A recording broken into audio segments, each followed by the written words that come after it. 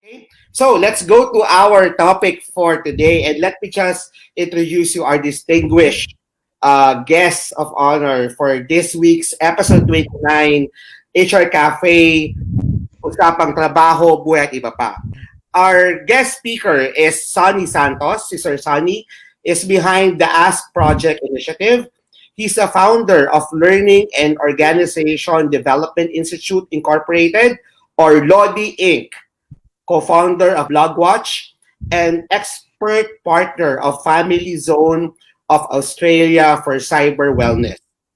Ask is also about being an advocate of HR in HR and digital citizenship, strategies for talent and culture development, content generation, and cyber wellness program. He's also a keynote and facilitator of workplace and life learning.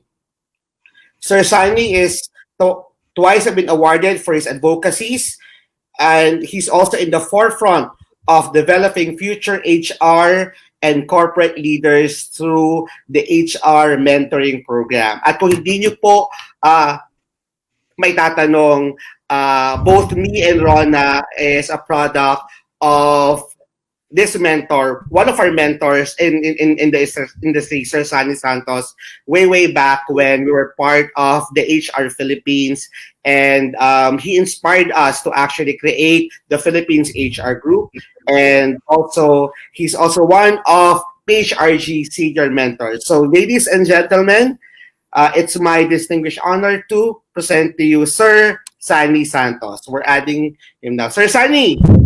Hi, Sir Sunny!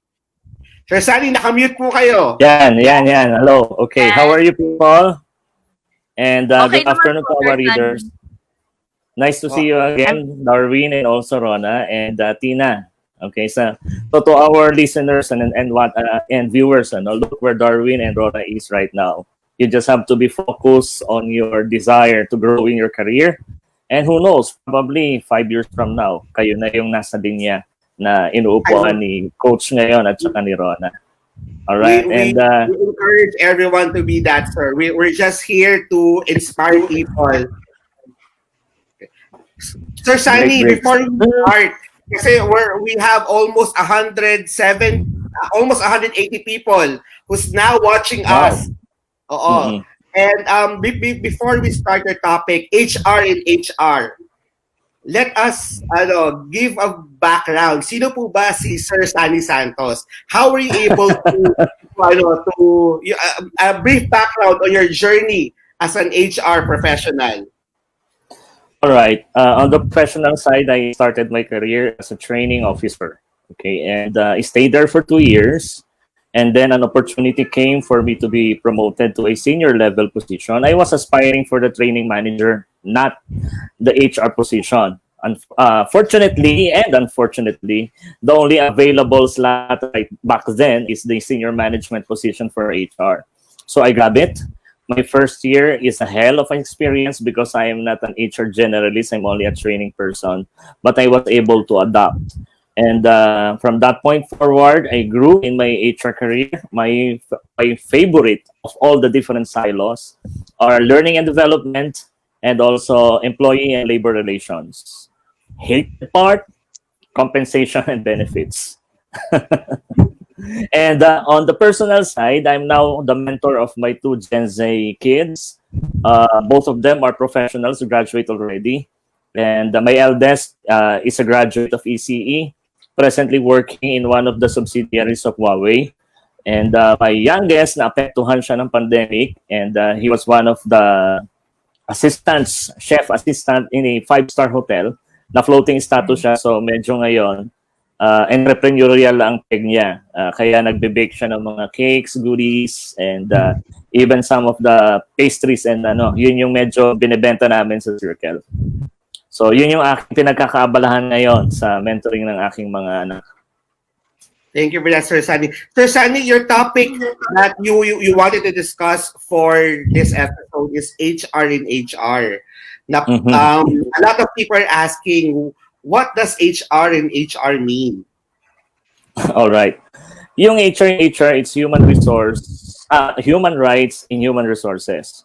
Pagdating kasi sa human rights movement, merong isang group dyan. Ito yung tinatawag na business and human rights. Ito yung hindi masyadong napapansin.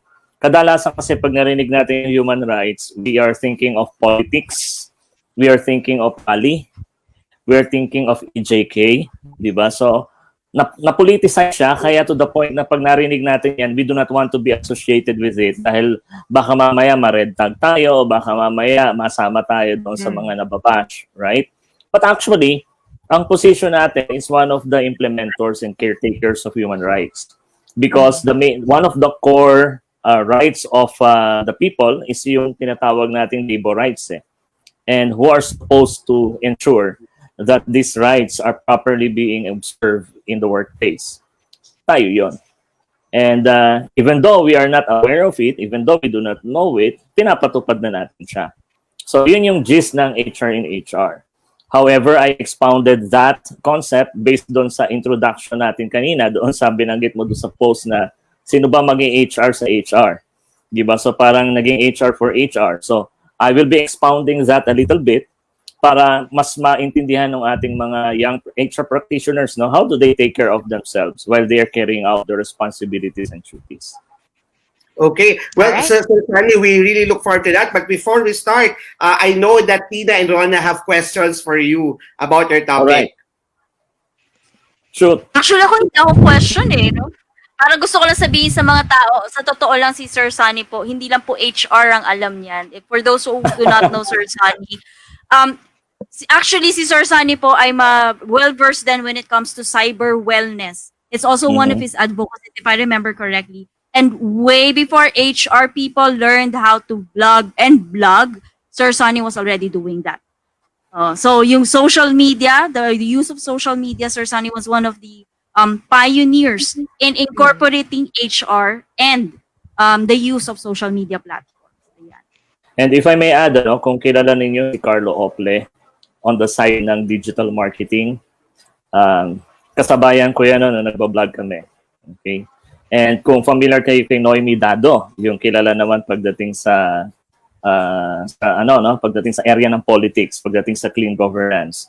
Kami yung magkakabatch, naghiwa-hiwalay lang kami nung by 2010 kasi doon na in-embrace, tinanggap ng mainstream yung power ng social media.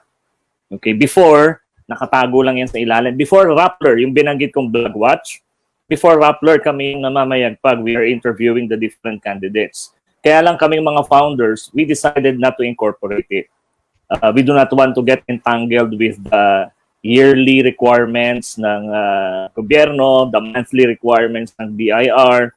Parang we do not want to operate this as a business. This is our advocacy. So we decided, no, let's just keep it as it is. And so we are inviting the presidential balls, the senatorial balls. That's why, kung mapapansin niyo minsan pagdating dun sa memory, minsan pinupost ko dun yung different pictures with these politicians and leaders because that was our time with them when we are interviewing them.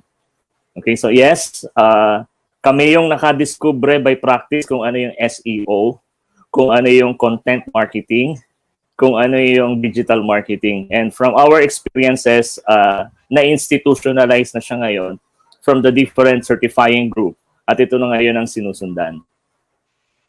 For me, it's not a question, but also a reinforcement on who Mr. Sunny Santos is. He is one of the well-respected HR thought leaders, and I'm an avid reader as well of his blog. So he does have a blog, asksunny.info. So for mga tao na may nagtatanong tungkol sa mga floating status, labor laws, reduction of benefits, chances are Sir Sunny has wrote about it 2 years ago.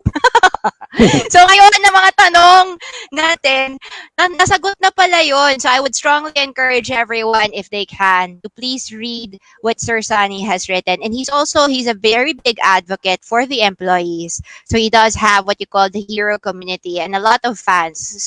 One of the HR superstars talaga si Sir Sunny. So really looking forward to his presentation. Pag nagsalita si Sunny, ang daming babae. Ako. Totoo yun! Totoo yun! Right? Marami siyang fans. I'm not kidding. Pero it's not just because gwapo siya, pero dahil marami ka rin talagang matututo sa kanya. Alright? So, let's give the Tuloy floor to ako. Sir Sunny. Totoo, di ba? Pag meeting, siya lang mag-isa, karamihan lahat, puro girls.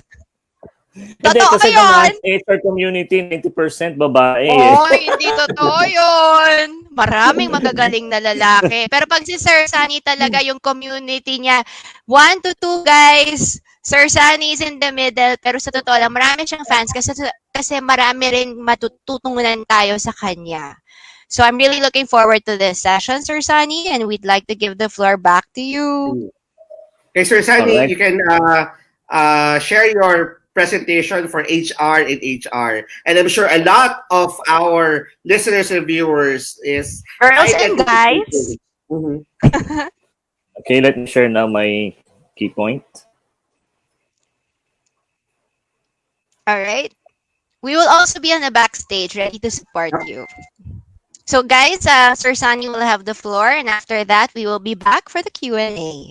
If you have any questions, please leave them on the comments. Okay, can Right, you see Sir my Sunny? presentation now? Yes, Sir Sunny. HR, you can never spell hero without HR, right? So we'll give Right, you the right. floor. All right, okay, so let me start the presentation now. Now, I would like to present this to everybody, and I believe the panelists right now, my fellow mentors, would like to embrace this as well. Okay, this is my personal mission, and I share this mission with some of my friends. Now, I would like to emphasize those that are in red, all right, because for us, my belief is for us to be effective in our task, in our job. We have to be both financially and technically equipped. This, para tayo ay maging critical and independent thinker. Okay. Ano ba ang role ng HR sa mata ng mga hindi HR? Before we proceed, okay? And the first one, ito yung nakakalungkot eh. Kasi pag pinag-usapan natin yung trabaho ng HR, lalo na pagka maliit na organization, pipitas lang yan ng kahit sinong employee at doon ibabato. Okay, kadalasan ito yung assistant or secretary ng Office of the President, o kaya ibibigay yan sa finance, sa accounting. Well, partly admin should be under accounting. Okay, but on the technical aspect of HR job, I doubt if a finance person will be able to do that. Okay, and yung iba, kahit walang background sa academically pagdating sa HR, sige, isusubo nila agad. Total, HR lang naman yan. Kaya nating trabaho yan. Okay?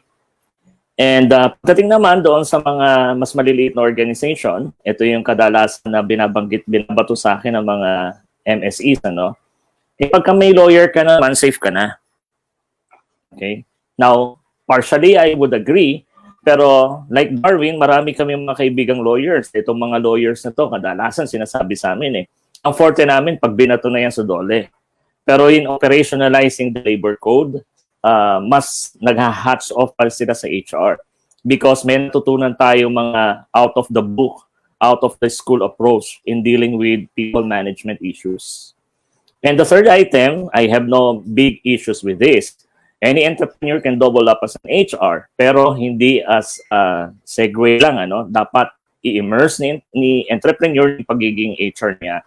So he will be able to do the right task, the right job, the right decision. Now, what am I pointing with this? Sa mata ng mga non-HR, ang HR is isang napaka-liit na bagay, hindi masyadong technical, na pwede nang gawin ng kahit na sino. Okay, yun yung nakakalungkot. Okay, because dapat tayo ay critical and independent thinker. At hindi dapat tayo nakikita na ay HR lamang yan. Now, if we will go back to sa previous slides, okay, I just would like to emphasize again dito. Ngayon, bakit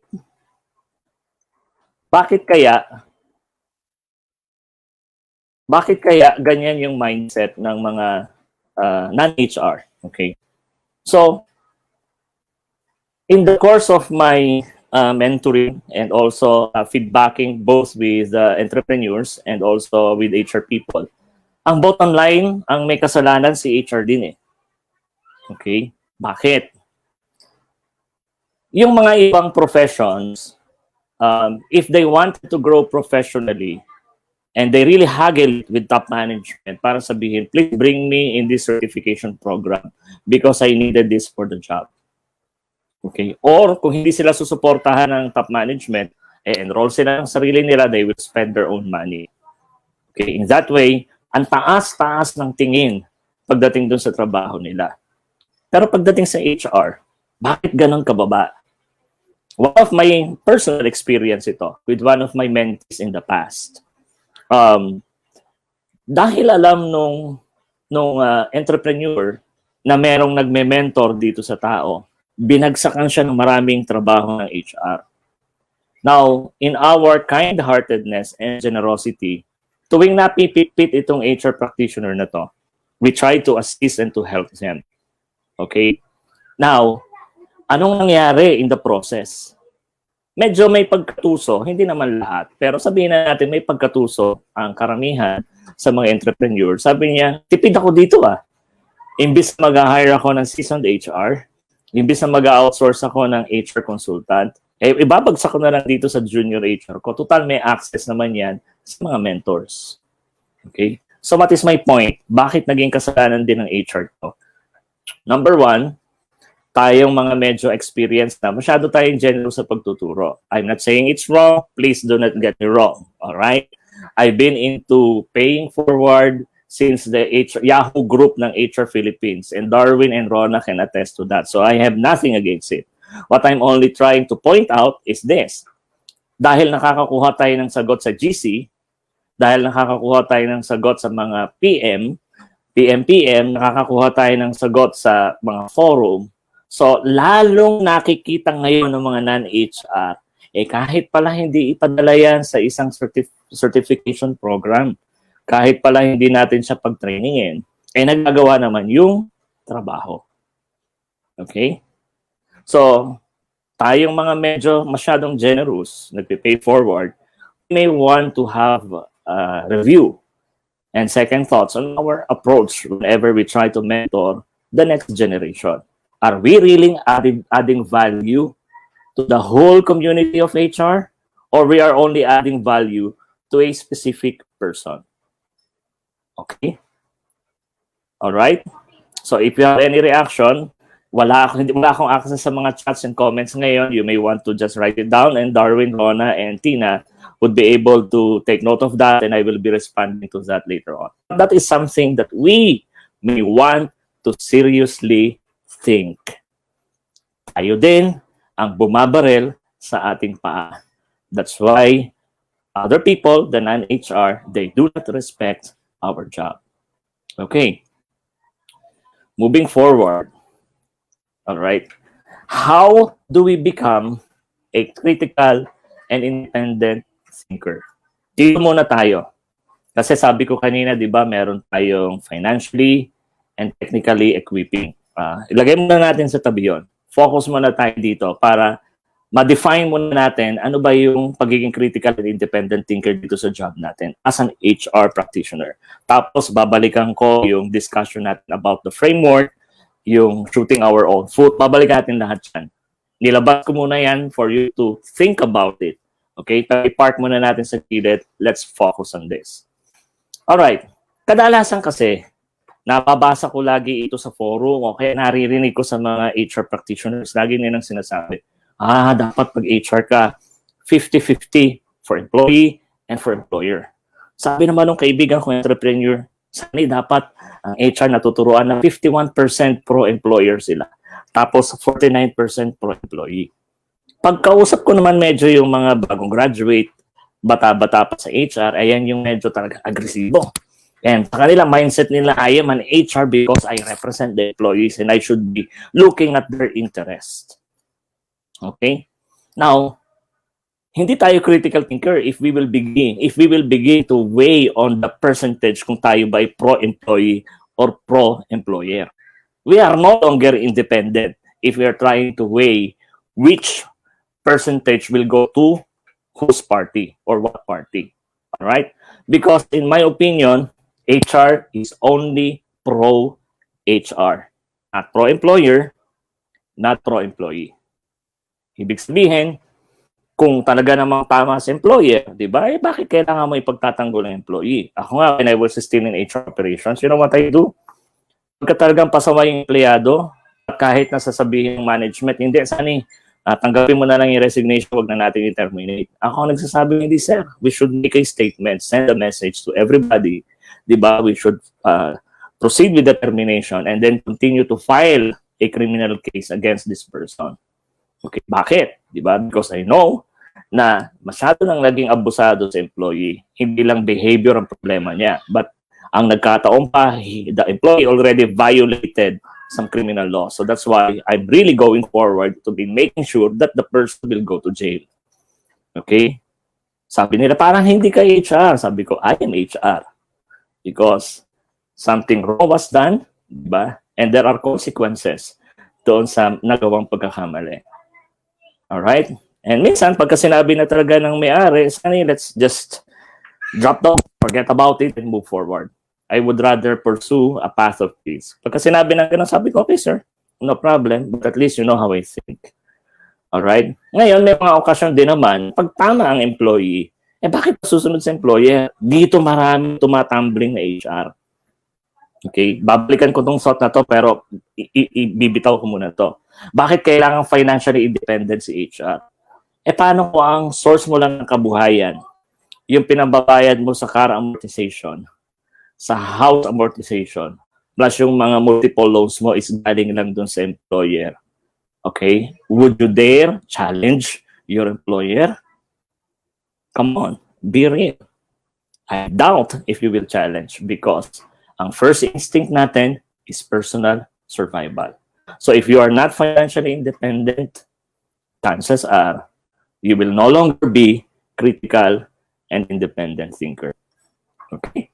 Now, allow me to tuck in this discussion yung tinatawag nating HR in HR. Okay? So briefly, let's go over it. When we talk about HR in HR, this is about social justice, and this is about digital rights. Not only the physical human rights, but right now, most of us are working from home. Most of us are applying or using technology in the course of our job. So we should observe digital rights. Bakit? Ngayon lang napansin ni Secretary Bello na mayroong right to disconnect ang employees. Pero how long has this been going on wherein binigyan kita ng cellphone, so I expect you to answer my call any time of the day, even within or outside official work hours? How long? Okay? Before pandemic, rule of thumb, pag tinawagan ka, sumagot ka. Before pandemic, rule of thumb, may access tayo sa email natin even at home para we can continue with the work. Okay? Na-highlight lang yung imbalance because of the work from home arrangements. Ang nangyari, it used to be, pag mulat ng mata natin, meron pa tayong time na magkape, magpetics-petics, mag-browse-browse ng social media, and then we have the commute time, parang naging me time natin before we actually immerse ourselves into work. But right now, pag mulat ng mata, bam! Trabaho na. So nawala na yung distinction between our personal space, our family time, and our work. Okay? So we should observe digital rights. I will not be elaborating on that. I'm just throwing the thoughts right now. And probably some other time we can discuss on this thoroughly. All right. So when we talk about HR and HR, we are talking about identifying the different HR service points that we can promote social justice. Okay? Allow me to just give a few. And kanina, abutan kong discussion, binabanggit ni Rona and Tina, if you will be reducing the salaries of the employee, it should start from the top. Okay? Hindi yung nasa ibaba lang. And in fact, sabi ni, ito lang, last year lang to, during the pandemic, ang context nitong sinasabi ni Dave Aldrich, sabi niya, it should hurt first and foremost you. Okay, so if you want to save the employee, it should first and foremost, the sacrifice should first and foremost comes from you. Kaya sabi niya, in my organization, across the board, 50% salary reduction pagdating doon sa executive. Tapos gradual na yung reduction hanggang sa supervisor. Ang rank and file hindi ginalaw. Okay? And kung hindi pa nag-improve, doon pa lang sila tatamaan. Okay? Now, another illustration. Ito naman yung day-to-day operations natin because we are processing salaries. And nagkaroon ako ng practice when I was still in HR operations na pag nagkamali ang staff ko ng pag-compute ng salary, ang sabi ko sa kanila, we will not wait for the next cut-off para magkaroon ng adjustment. Kasi yung ordinaryong empleyado, pagka yan, bago matanggap nila sweldo, may pupuntahan na yan eh. Tapos magkakamali ka, kulang. So anong gagawin nila? Mangungutang. Eh yung iba, sinasanla pa yung ATM nila. Diba? Tapos ikaw, petics, parang wala lang kasi babayaran naman sa susunod na cut-off. So what I did is, kung nagkamali ka, bawas natin sa sweldo mo ngayon, bibigay natin sa employee, harap-harap kaming tatlo. Diba? And I apologize as the HR head. Sabi ko, I'm sorry, it is my call and we're not able to serve you properly. And because of that, imbis na mag-iintay ka employee sa next cut-off, ito yung kulang sa sweldo mo. Pero pirma ka dito because we expect you sa next cut-off, babayaran mo yung nagkamali. Okay? Paglabas ng employee na kulangan, mangiyak-iyak si HR, yung staff ko, di ba? At saka ko kukunin yung 50% ng dinawa sa kanya, bibigay ko sa kanya. And then I will call the rest of the staff. Sabihin ko, okay, we have a situation, nagkamali si ganito, and so nag-abono siya. Now, binigay ko na yung 50%, so baka yung 25%, the rest of you, gusto niyo mag-chip in para lang makatawid naman siya. At tapos tinatandaan ko doon kung sino hindi nag-aambag. Kasi kung sino hindi nag-ambag, pag siya ang nagkaroon ng problema sa payroll, he or she is on his own. Okay? I will never share my 50% and I will never ask the other employees to chip in for the 25%. Okay? Lahat ng staff ko noon, iyak ng iyak. Gusto kong ipatanggal, pinipetition ako. But majority of them right now are heads of HR as well. Yung iba nga, naging entrepreneur pa. Okay? So, sinabi nating promoting social justice do sa service points, pag-isipan natin ano-ano ba yun. Alright? And kadalasan sa usaping pera, huwag tayong maging party pagdating doon sa pagkakakulang ng kasweldohan ng tao. Huwag tayong maging utak accounting. And I'm sorry for accounting people. But I have to mention this. Sa accounting kasi, hindi bali na ma-delay ka ng bayad. Di ba? Basta tama yung pagbabayad mo. Alright? Now, I'm not saying it's wrong. I'm not saying it's wrong. What I'm simply saying is, let's give it to them to think like that as an accounting people. Pero pagdating sa atin, tignan natin, kung can afford naman siya and carry niya na ma-delay yung payment, fine. Pero kung itong taong to, it matters para sa kanya, yung ibabayad mo whether sweldo o whether bayad sa service niya kung consultant siya o in-outsource natin ang isang trabaho, wag natin patamblingin o i-dribble ito. If the person needs it, we should pay it to the person correctly and on the right time. Okay, that is HR in HR. All right, so you're still with me? We're good. Okay, so your silence, I would assume that we're good. So moving forward.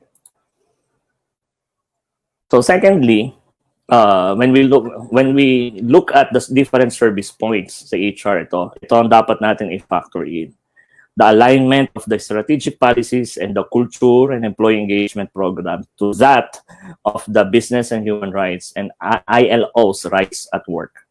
Okay? Yan yung international. Pagdating sa local, of course, yung compliance to local law. That includes not only the Labor Code, the data privacy, the non-discrimination, and the Cybercrime Act. Pero bakit nga ba kailangan tayo mag-HR and HR? So allow me to give you three. The first one, to attract and to retain good talents. Now, to most of you already knew that I am one of the partner thought leaders of JobStreet. And we're working together in terms of some of the research. Now, what you can see is one of the results of their loss of attraction study. That is before the pandemic. So probably this was way back 2018. All right. Ang sabi doon sa mga sa survey nila, employees leave or employees were dissatisfied mainly because of these three things. Please take note of this one. The lack of culture and corporate social responsibility. Now, what does it mean? HR in HR, nakatuck in siya pagdating sa employee culture. We respect our fellow human being.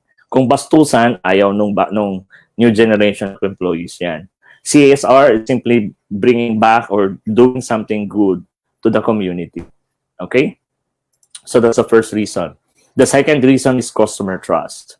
And this also happened 2 years ago. Kung totoo man to o hindi, the main point is, pagka nagkaroon ng issues sa organization ninyo at nagkaroon ng campaign against the company, then chances are your bottom line will be affected.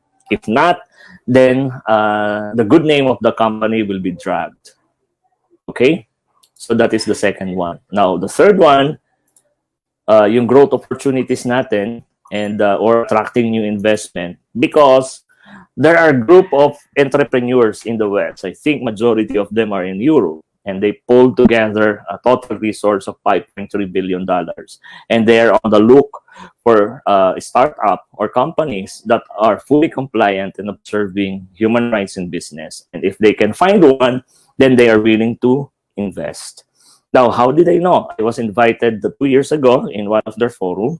These are Europeans who came in here, and they are promoting business and human rights, and they're telling us, back then, sabi nila, we have several connections in our network that if ever we have found companies in the Philippines that are compliant with HR in business or HR in HR, then we could connect you to this group. You can pitch in, and there is an opportunity for growth waiting for those companies. Okay? So, ito yung tinatawag nating yung critical thinker and independent thinker. Okay? So, pag sinabi natin tayo ay critical and independent thinker, we have in mind that we will follow, we will observe social justice, we will be fair, okay? We will continue to pursue what we believe is beneficial to the whole community as a whole. Okay, so regardless whether we will be popular with the employees or with the employer, then we will still pursue it. Okay, ngayon maintindihan ninyo bakit importante ang financial independence, dahil because when you piss off your employer, you might as well look for another job. All right? Now, before we go to that, puntahan muna natin itong technical independence. Okay, di ba doon sa shared mission, if I may share it back, para kung merong latecomers, you could still catch up and join us. So this is our shared mission. This is what I believe, and I hope most of you would also believe. Okay, so to be a good HR professional, one must be financially and technically independent or equipped so that they can be both critical and independent thinker. So we already defined what is critical and independent thinker, and that is human rights and human resources. So let us now proceed with our discussion to understand what is technical independence. Technical independence simply means you know what you're doing. And that's why part of my personal mission is, in my own capacity, limited it may be, I will still be able to add value to the next generation of HR professionals so that they will know how to do their job. Now, this is how I distinguish pay forward doon sa mga activities that are supposedly already papasok na sa domain ng may professional relationship na kailangan mo nang mabayad. Okay? Now, this is my framework. Whenever we do mentoring, tuturuan namin kayong mag-identify ng parts ng bisikleta, tapos kung paano nyo bubuuin yung bisikleta at paano nyo patatakbuhin yung bisikleta. I do it for free. However, kung na-realize mo na teka muna, tricycle pala kailangan ko, o motor pala kailangan ko, o kotse pala kailangan ko, o SUV pala kailangan ko, o truck pala kailangan ko, teka muna, hindi na biro yan. Okay? You need to invest. Alright? And I will also endorse you to some professionals, to some specialists Di ba? Hindi ko ako in lahat yan because I can only specialize in certain areas. Not everyone, not everything, not every silo. In fact, sinabi ko na I hate compensation and benefits. So definitely, I will not be a good resource person for that. Okay? So majority of us are already doing this, at least on the basic level. We have HR Philippines, we have Philippine HR Group, we have HR and Whispers. We have a lot of different groups who are doing their part to pay forward and also to build the next generation of HR. Okay? We are already doing this. We're good at this. Pero kung babalikan natin kanina yung isa, di ba? If we overdo this and then we shoot ourselves in the foot because the non-HR will begin to think, pag HR na trabaho, hindi kailangan mataas ang kanyang pay grade dahil kaya niya na matutunan sa GC yan eh. Kahit hindi na naman siya enroll sa ganito, pa-certify sa ganito. Makakadiskarte yan. May access yan sa mga mentor. Magagawa niya yung pinagagawa natin. Okay? That is something that we seriously need to think about. Now, when we talk about financial independence, yan. Okay. Now, what we are doing in the Hero universe is because of the pandemic, we introduced the concept of Heropreneurs. This is no different from the HR, from the HR mentoring. One of the topics namin is HR entrepreneurship. But how it differs in the past. Dito, we are cooking up something na yung mga inumpisahan itong mga HR na side gig will be something that would blossom, that will not be just a sideline, but something that eventually it will equal to, if not, di ba, malagpasan, di ba, yung what they are receiving on their day job.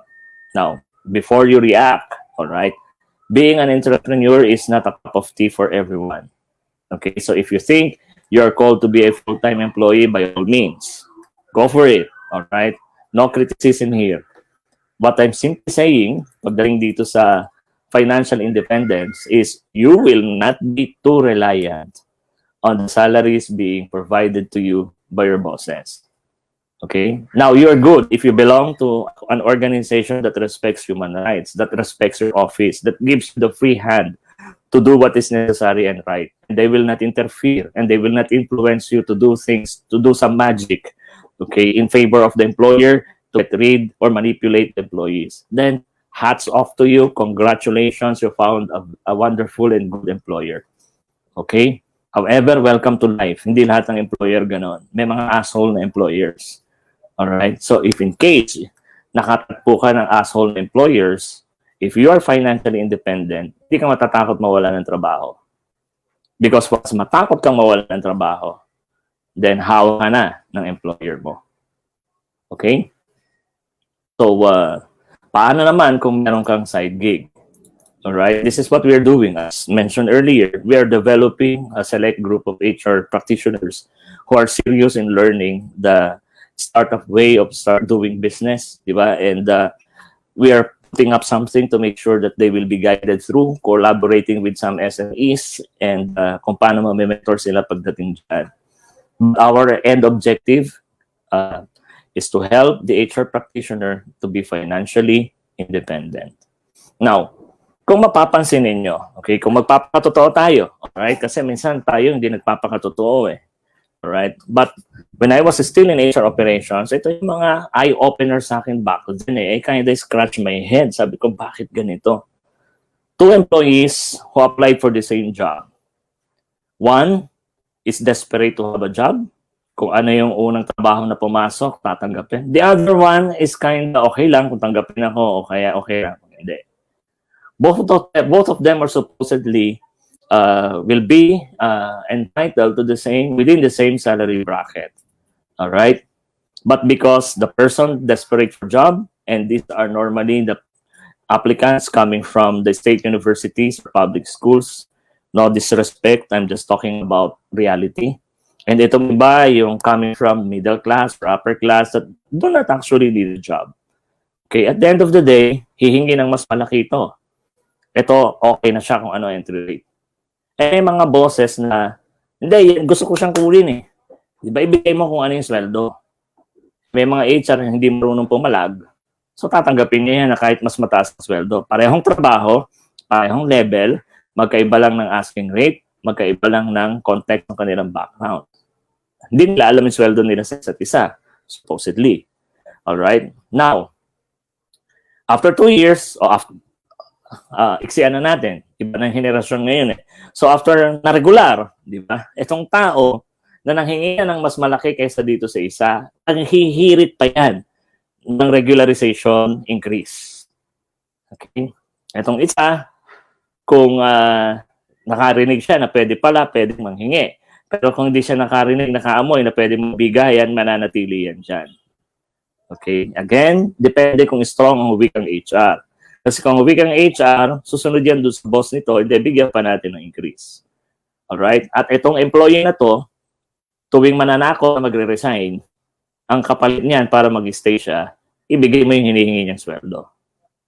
Etong tahimik, di ba? Masaya na doon sa trabaho niya, kadalasan, unless merong structured salary adjustment sa company, paparada siya doon sa sweldo niya. Okay? That's reality. Alright? The person who is not afraid to lose their job, most of the time, they are the ones who are able to grab a bigger piece of the cake compared with the person who are already happy with where he is or where she is. I protested with my boss back then. Sabi ko, ma'am, I really find it unfair. I really find it unfair. Kasi pinagalitan ako eh. May hinire akong HR officer that will handle my labor relations kasi I'm always being tied up with a lot of cases. So I was able to find one, graduate ng law, under bar. Okay, so this is roughly around 10 or 15 years ago. So, ang budget ko is 20. Ang hiningi nung aplikante is 10. Okay? So, ang ginawa ko, para hindi naman nakakahiya at yung konsensya ko hindi naman ako affected, binigyan ko ng 15. Hindi pagdating doon sa amo ko, pagdating ko sa boss ko, pinatawag ko. Sino ka para ipamigay ang resources ng company? Sabi ko, ma'am, ako ang HR ninyo na sinisiguro na tama yung ating pamamalakad at fair. And nakipagtalo ko kahit masunurin akong tao. Sabi ko, hindi ma'am. I really find it very wrong. And I am adamant. Tapos tinuruan niya ako ng workaround. Okay, if that is your conviction, now, hear me out. Sabi niya, if the employee believes or thinks ito lang yung worth niya, then you have to respect that employee. Okay? Kung may sobra kang budget, then tanggapin mo na lang yon as a bonus. Okay? Because this applicant only thinks na ito yung worth niya. But if you are not comfortable with that, balikan mo sa employee. Ibalik mo sa kanya yung applicant, yung application form. Di ba sa application form may nakalagay doon desired salary? Ibalik mo sa kanya. Tapos sabihin mo, okay, our budget is more than your asking rate. So, you may want to erase your asking rate and change it to this. So, sabi sa akin, ibalik mo yan, papuntahin mo uli siya, pabalikin mo siya dito, i-cross out niya, pirma niya, tapos lagay niya yung gusto mong ibigay, yung offer mo. Sabi ko, ma'am, why the hassle? Sabi niya, pag pumanik itong papel mo doon sa presidente na mag-a-approve, tatanungin ka, ang hinihingi lang niyan ganito, sino ka, bakit binibigyan mo ng ganyan? Meron kang kabangkat? Nag-usap na ba kayong dalawa niyan? O sige, hingiin mo to, tapos ibibigay ko sa'yo ganito. Every month, bigyan mo ako ng 1,000. Gusto mo bang paghinalaan ka na ganun? Sabi ko, no. And then, do what is necessary and right. Be transparent and always observe integrity. Alright? Okay, now again, what's my point? Nagsasanga-sanga in discussion natin, ano? If you are not financially independent, chances are you will compromise to the point na you will lose the sense of what is being an HR, what it means to be a critical and independent thinker. All right? Are we good, Lona, Tina, and also Darwin? Okay, I would assume that silence means yes. Okay, so I cannot monitor what's going on in the chat group, so I'll just continue. All right, going on to the third aspect of our discussion. This is HR framework. Okay. Now, lagi ko itong naririnig. Minsan nauumay na nga ako dito eh. Di ba? We cannot spell heart without HR. So HR is about heart. Okay. Now, the problem with this is this. Oh, before I go to that, may mababasa ka na ang kakapagod maging HR pero ang sarap ng pakiramdam pag alam mong nakakatulong ka. Minsan may mga HR pa nagsasabi na calling ko to. Pinagpray ko to at calling ko tong trabahong ito. So titiisin ko yung nangyayari sa akin, gagawin ko yung nararapat para dun sa empleyado. Okay. Now, as a consequence of that mindset, ito yon. Whenever we talk about being a heart, or a job as a calling, as a vocation, we are implying that we are more than willing to sacrifice. And when we talk about sacrifice, that means more job and less remuneration.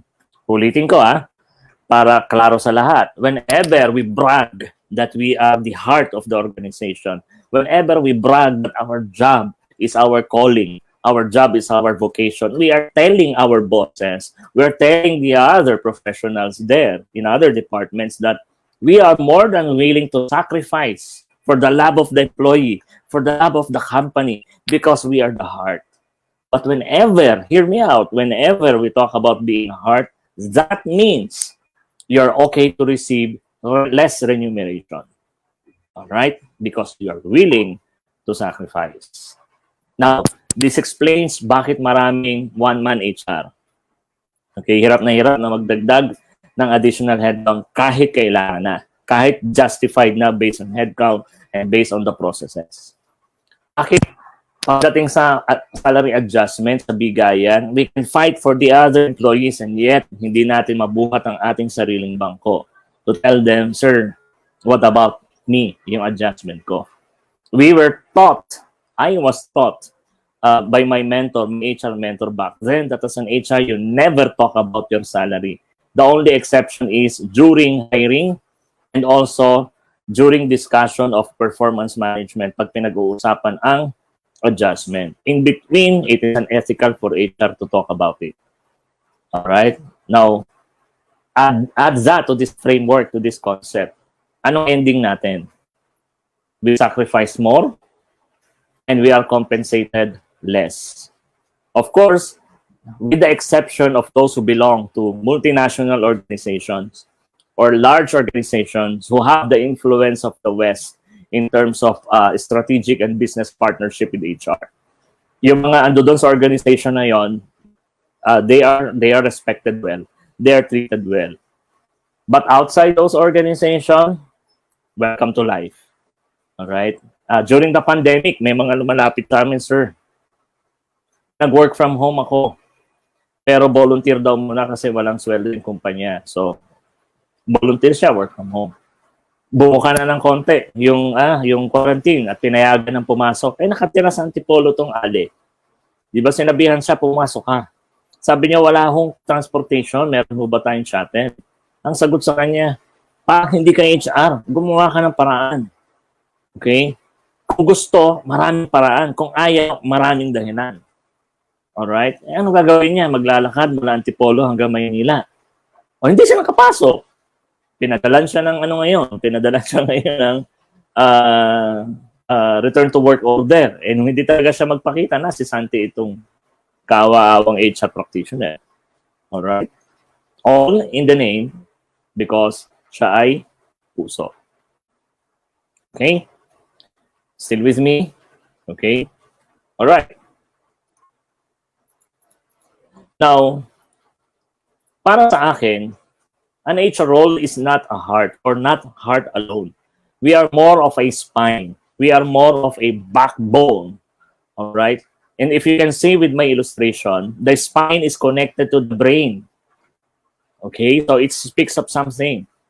And we are sturdy because the spine is supposed to take care of the other vital organs of the body. All right? It helps the spine to stand up, sit straight. It helps the spine to regulate everything within the body. That is more of an HR role. I don't believe that HR should be the heart. Okay? Or not only the heart. Okay? Because we are more than that. Okay? We are worth more than that. Now, as a spine, these are some of the things that we have to consider. All right, so I will not read this because I assume that most of you are also reading this now. Okay. So special emphasis on items 3 and items 3 and 4. Kadalasan kasi sa item 3, ang ginagawa ng HR tagapatay sunog.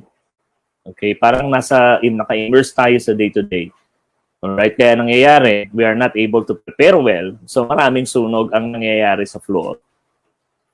And I corrected one of my entrepreneur friend. Kasi nung nagpapagawa siya ng strategic objectives, ang ginagawa niya, kanya-kanya kayong gawa.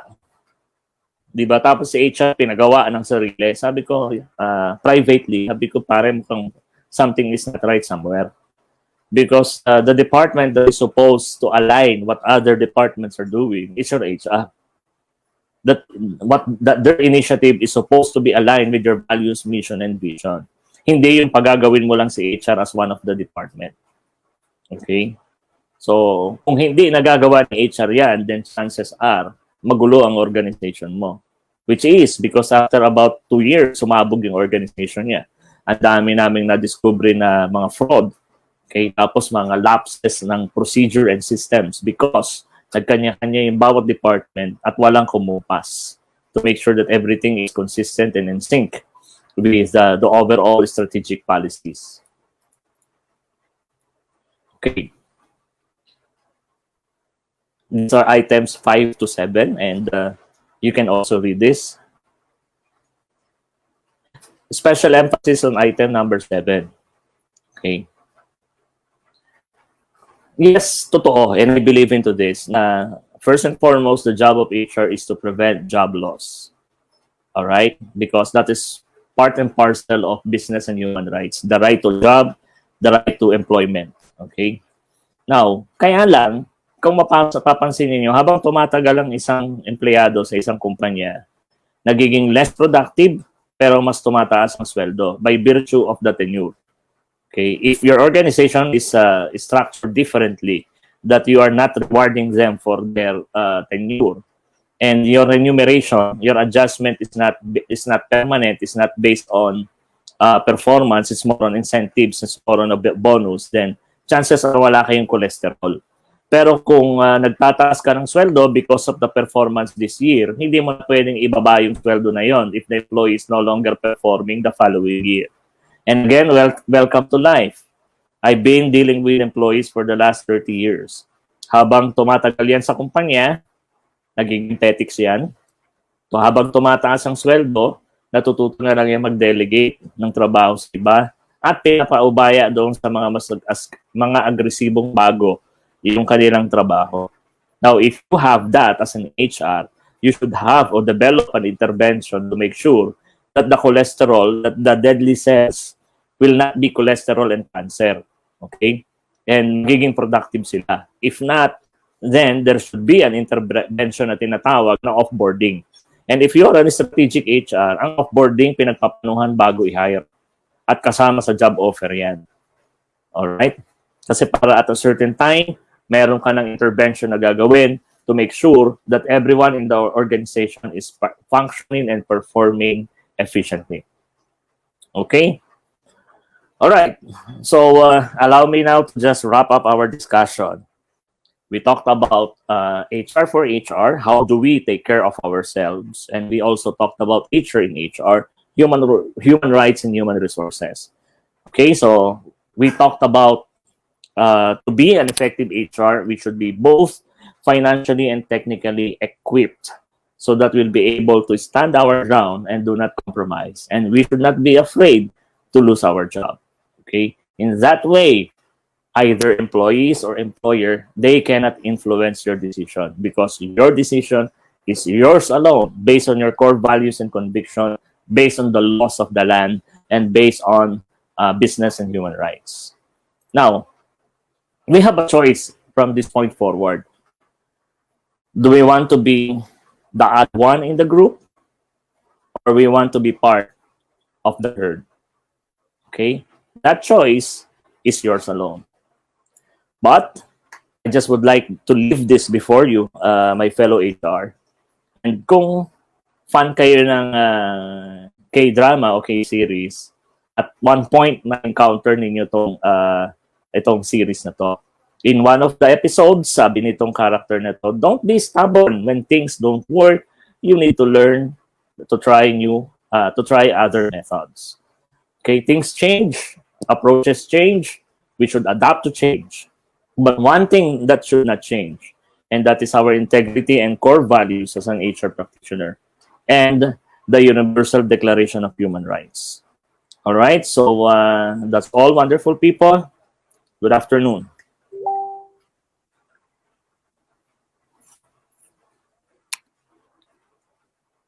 Hello, Sir Sunny. Yep. Yan. Nako, napakarami po nung napakarami mga comments dito sa ating chat box. Yeah. Wala silang mga pangalan kasi hindi nila nilalagay yung mga names nila, Facebook users na nakalagay. But here it says that we do not lay gods on people's lives. Ang dami ko pa talaga natutunan from you, Sir Sunny. Good analogy, HR as spine, new perspective versus HR as the heart and mind of the organization. Another Facebook user said that HR must be a strategic partner with other departments. Okay, so I'm sure napakarami pong gustong magtanong at gustong mag-comment pa tungkol sa discussions na piniresent ni Sir Sunny Santos. So please, if you have any questions, we would like to encourage you to put your questions at the comment section at babasahin po ng ating mga mentors. But before that, while waiting for your questions, I would like to hear from our co-HR Cafe servers, Mentors Rona and Mentors Tina. What's your take on the very heavy yet illuminating discussion that Sir Sunny reminded us today at this Sunday, di ba? Actually, ako ang dami ko natutunan kasi 'di ba? Gusto ko 'yung sinabi kanina ni Sir Sunny na 'yung sabi niya na HR should not be pro-employee, it should not be pro-management. HR should be pro-HR. Na alam mo 'yun, minsan oo nga, bakit nga ba tayo palagi nating iniisip na dapat pro-employee or alam mo bakit nagkakaroon tayo ng debate na ganun? Wala yung neutrality. Oo, in the first place wala dapat tayong kinakampihan. Neutral dapat tayo. At the same time, ang ano natin dapat is how to make sure na everyone naka-win-win tayo. Hindi yun dapat, kasi pag super pro-employee, pag pro-employer ka, you forget that you're dealing with people na have different personalities. Pag masyado ka namang pro-employee, you forget that itong organization na to, if masyado mabait, masyado mapagbigay, hindi naman tatagal. So it has to be a balance and you have to have your own stand na, okay, as an HR, ano ba yung dapat? Okay, hindi as a pro-employer, ano ba yung dapat, or as pro-employee, ano ba, as an HR, based dun sa mga practices na alam mo, based dun sa mga laws of the land, based dun sa mga sort of code of ethics, ano ba yung dapat mong maging action. So, yun, tumatak sa akin yun. Plus yung analogy ni Sir Sunny about HR being the spine. Diba? Para kanina na nakikinig. Let's be accurate with that thought. Oh, napagano na parang, oo nga, spine nga, heart. Yes po, Mentor Tina. I think a lot of HR think that, how to say, they are the heart of the organization. But we often forget that the heart works tirelessly day and night. Siya yung pinakatulog ka, nakalapag ka na lang sa kama, nakapikit yung mata mo. There is actually time to rest. Heart never rests. From the time we are conceived up to the time we die, it pumps every day. So I don't understand bakit sobra nating yabang to say, ako yung heart ng organization. So tama talaga yung sinabi ni Sir Sunny, we are better as a spine because it is a spine that connects communication between the head and all different parts of the body. And dapat ang spine strong. Kung may problema ang spine, the entire body aches. Diba? Like if you have scoliosis, you have like spine problems, there will be a problem in regards to how the mind will communicate to the different parts of the body, magiging very disorganized, and the entire body experiences pain. It's not just the spine. If the spine has a problem, if HR has the problem, if the HR is incompetent, talaga magkakaproblema sa lahat ng empleyado. So it's not very clear if the company is bad, but the role itself is so important. Pero given this, Sir Sunny, I'd start with the first question is that a lot of ang hirap ng trabaho eh. Kasi parang on both sides, employer and employee, parang laging may satsat.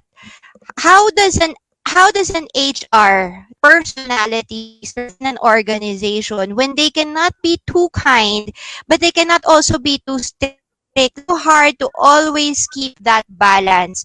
How would you recommend or advise people to keep their sanity? Kasi sa tama yung sinabi mo, who is watching out really for HR? HR watches over management and employees. But who really takes care of HR inside the organization? And what would be your advice to lalo newbies na hindi pa nila alam talaga kung saan sila papapile? Where will they get the strength to stand firm and be a respectable person in the organization? Alright. First and foremost, dun sa mga bagong HR o gusto pa lang maging HR. Now, this applies to any profession. No? Bago ka mag-apply sa isang trabaho, siguraduhin mo muna kung yung ba yung trabaho na gusto mo.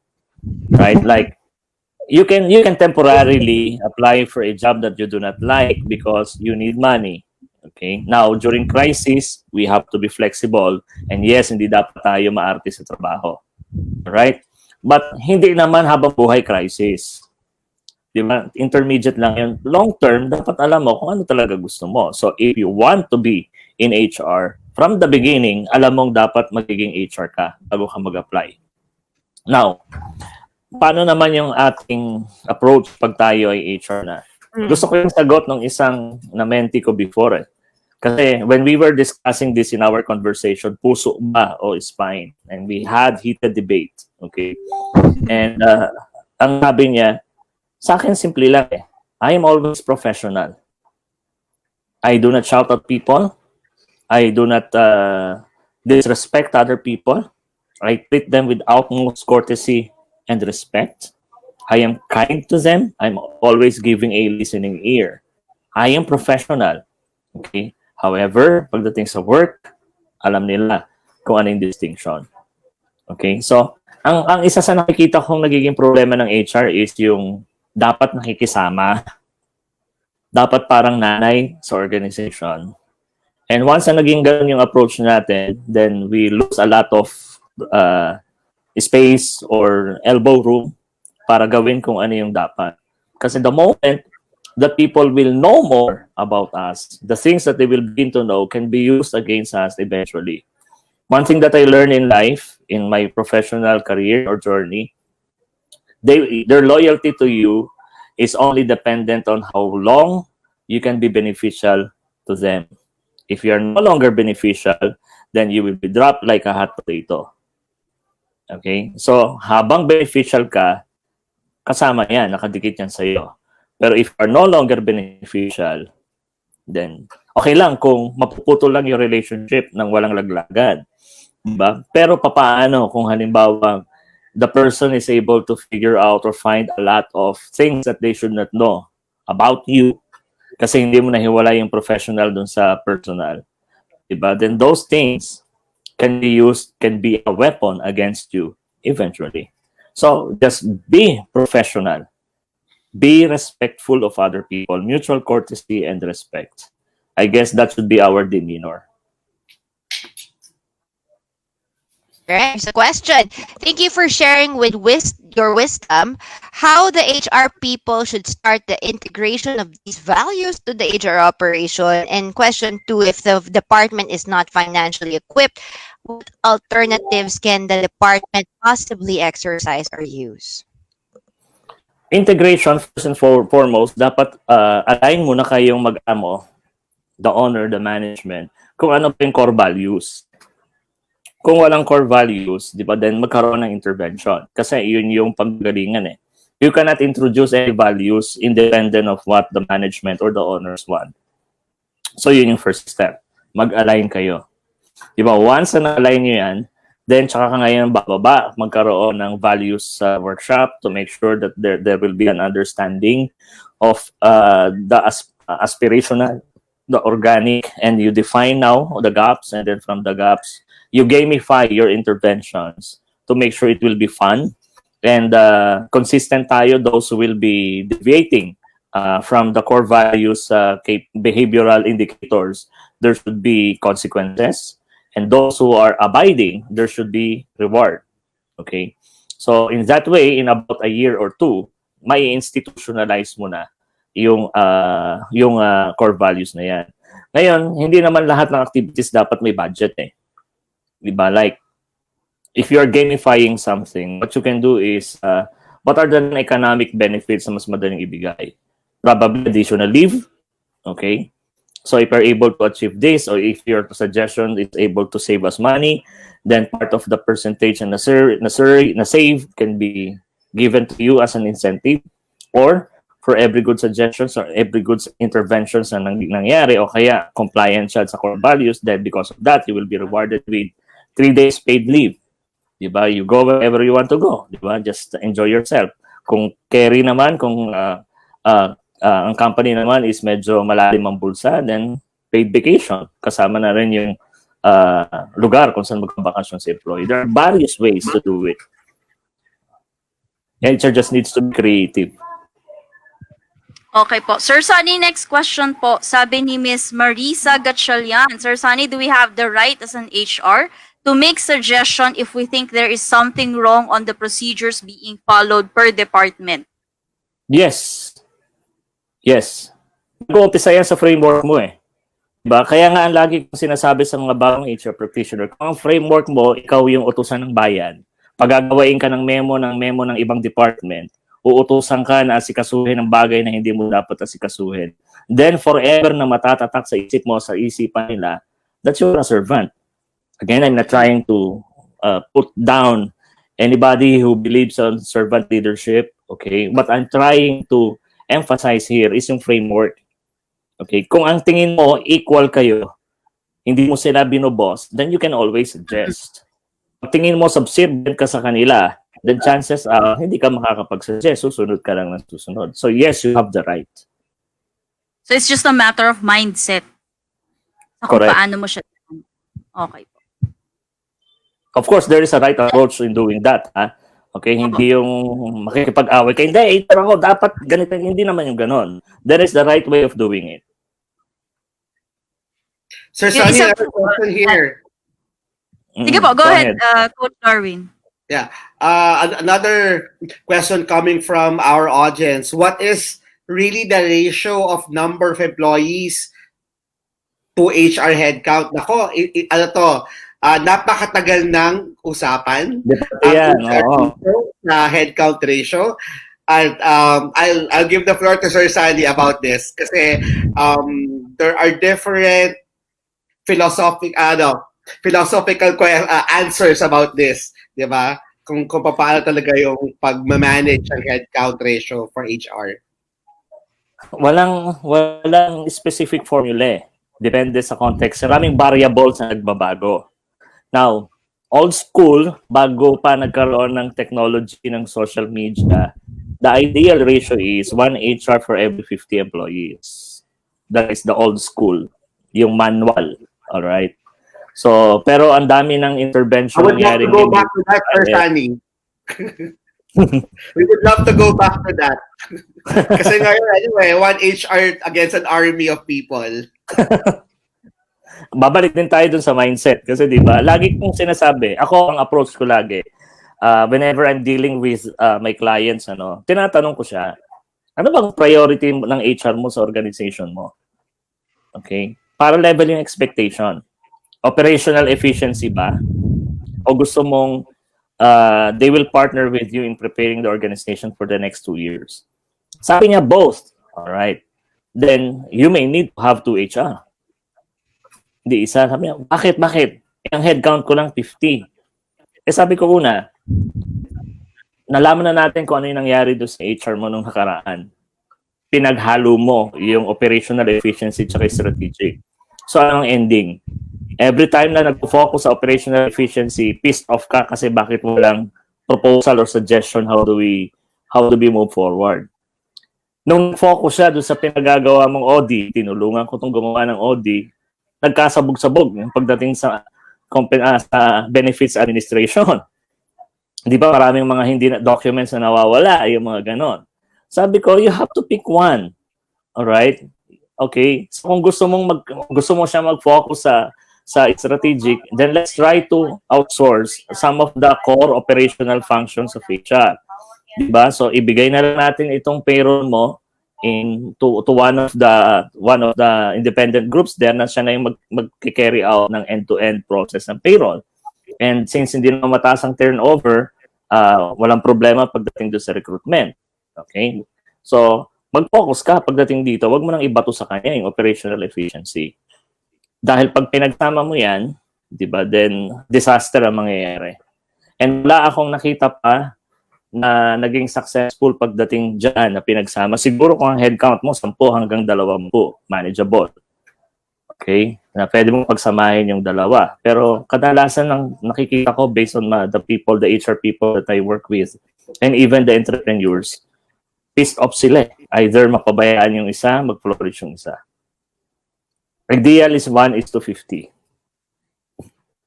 Alright. We're gonna read a few of the comments kasi maraming pa rin fans si Sir Sunny.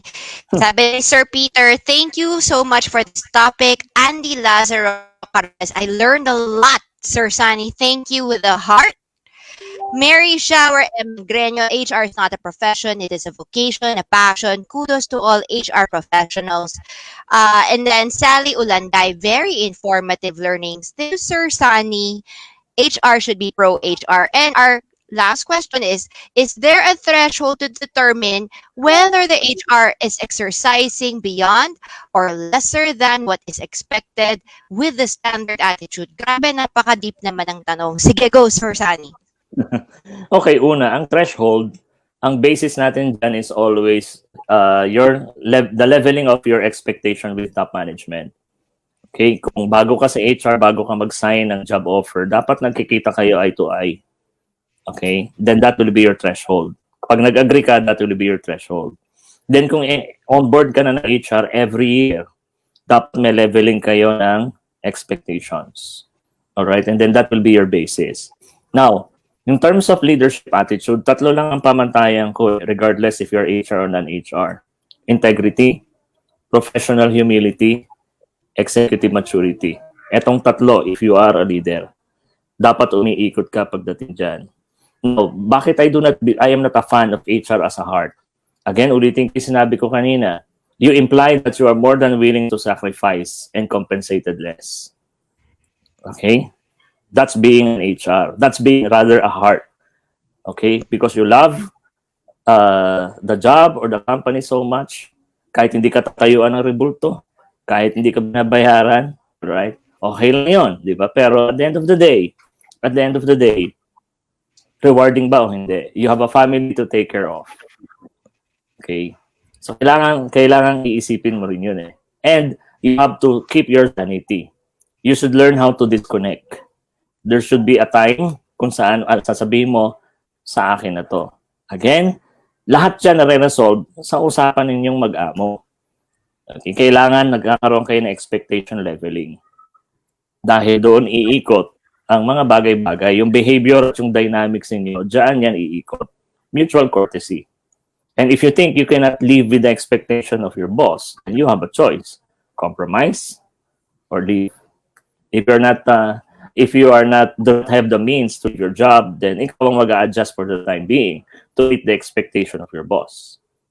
But one thing I learned in life and also in my profession, the more that the other party is sensing that you're afraid to leave your job or you're afraid to lose your job, the more that they can control you.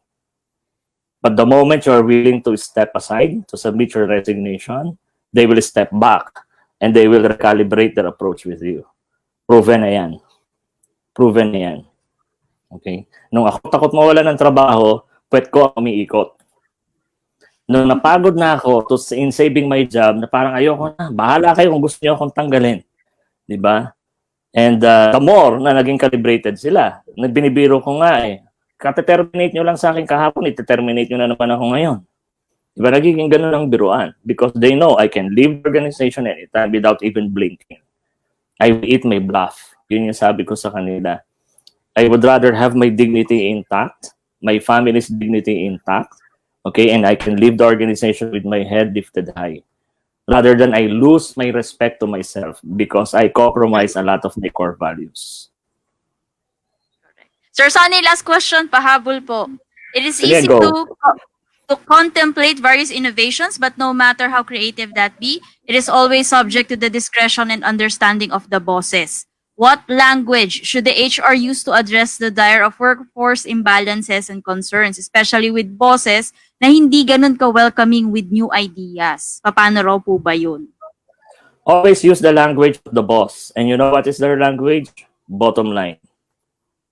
Okay?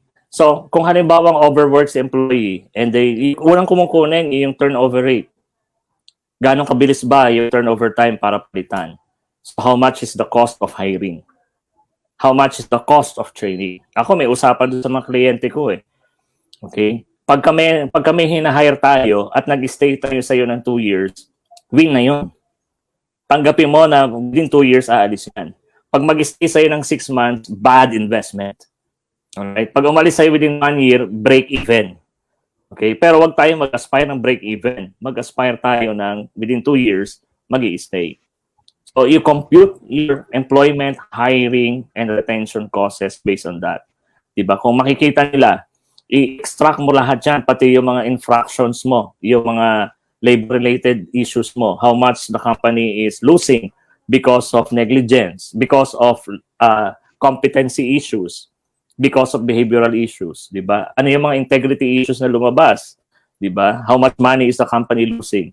You always speak the language of the bosses, and that is yung money, yung peso value. Whenever you present something, hindi dahil gustong magpa-cute ng HR. Okay? Kasi kadalasan, yung mga sinasuggest natin, summer outing, di ba? Bakit tayo sa summer outing?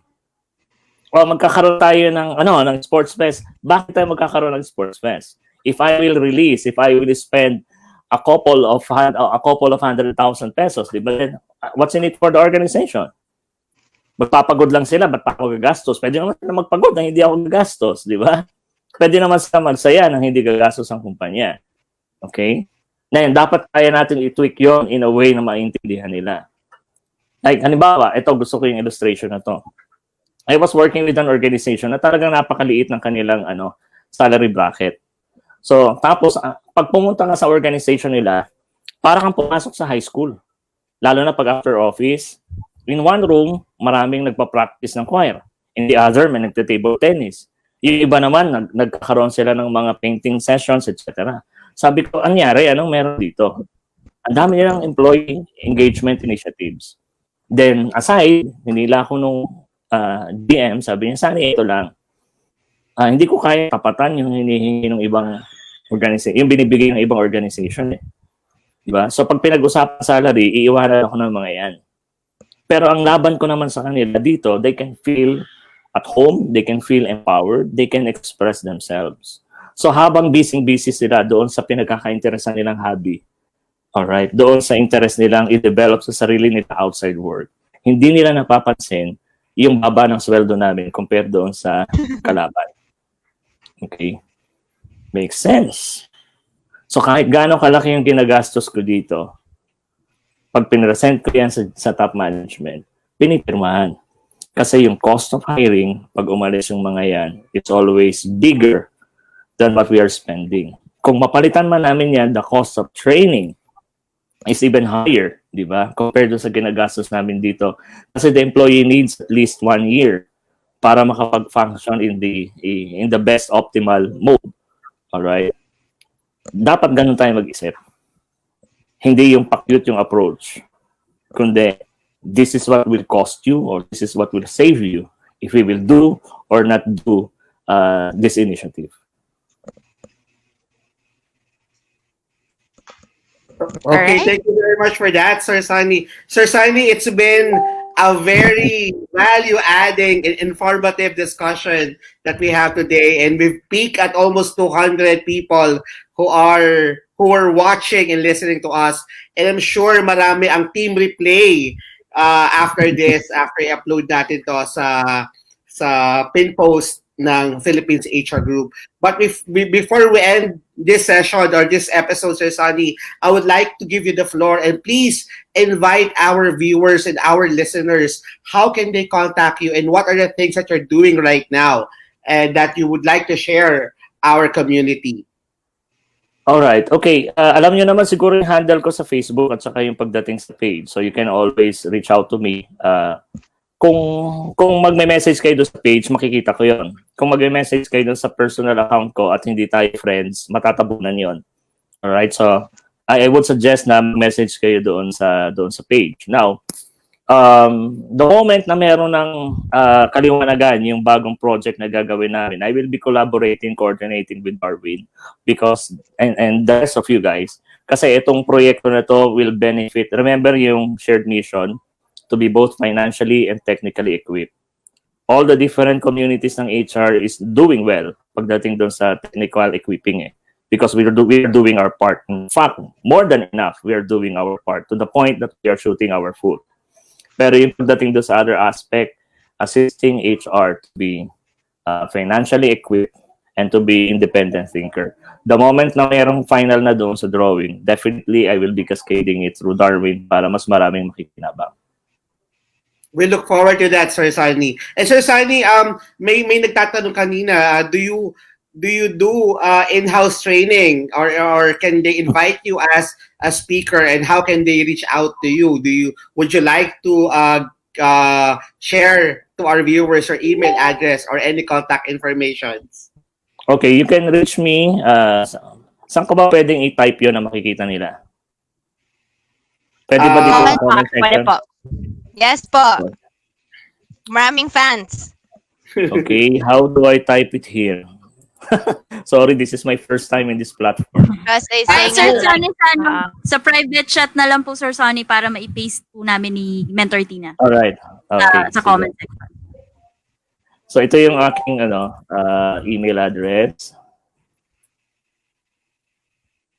Alright. Some last words, Rona, your takeaway? As Sir Sunny, right? Ako, basta sa akin talagang tumatak is yun nga, we should be pro-HR, and at the same time, kailangan talaga we have to work on our mindset. It's a truth. Now, when it comes to HR, we tend to give more than what we should really be giving. Yung tipong buong puso't kaluluwa. Or in some areas, it might be a good thing, but when it comes to work, when you give so much, if you empty out yourself, ayun nga, may empty ka. So, dyan nanggagaling yung nabe-burn out ka, and then you lose sense of who you are as a person. If you're giving everything, if you're being just a heart, tama yung sinabi ni Sir Sunny, you have to check your mindset, and you have to be a spine, not a heart. You have to coordinate, collaborate. You work with all of these other organs, kumbaga, in order to ensure that the person is doing well, the person is able to do kung ano yung dapat nilang gawin. Pero you don't just pour yourself out to the point that wala ka nang ibibigay. You only give what's needed, and you have to look at your mindset and make sure that you also give importance. Sabi nga sa wow quote natin kanina, di ba? Love yourself. Give importance to yourself. Give importance to what you do. Hindi yung basta bigay na bigay lang. Actually, tinamaan ako sa sinabi ni Sir Sunny yung hindi ka dapat nagiging nanay. Kasi I have a tendency to be a nanay when I am handling a team. So, tama si Sir Sunny doon. Hindi ka po pwedeng maging nanay when you are doing HR. Ayan. Mentor Tina, ikaw po. Sa akin, parang nag-start yata si Sir Sunny in saying that HR is often seen as a cost center of the department. And we have to ask ourselves why. Why are we seen as the cost center if yung pinag-usapan natin the whole day is HR is actually the spine in the body or the organization that we are in. And I think when I look at Sir Sunny kasi, then we can really see the difference of what makes an HR very good. Kasi everybody can be an HR. Pwede kang mag-apply at makapasok bilang an HR. But there is a difference between an average HR who is just doing their job and an excellent HR that is indispensable to an organization. So ang tanong po natin, sino ka ba? Nag-HR ka lang ba kasi wala kang mahanap na ibang trabaho, or nag-HR ka kasi alam mo magaling ka sa trabaho mo? And in order to do that, Sir Sani shares with us that we need to have the professional maturity.